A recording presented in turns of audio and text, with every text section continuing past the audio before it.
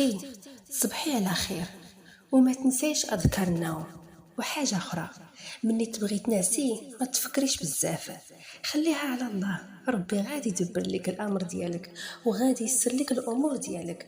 فرحي حيت انتي مسلمه، واي حاجه بغيتيها سيري عند الله، ما تمشيش عند حد من غير الله اللي خلقك، لان الناس لن تنفعك بشيء.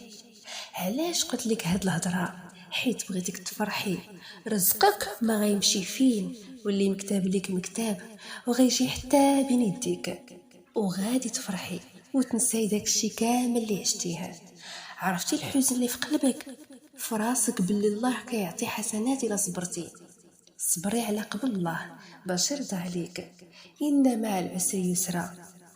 الله ينورك ويحسنك بحسن الخاتمة يا ربي العالمين، ويرزق لوالديك الفردوس الأعلى يا ربي يمين.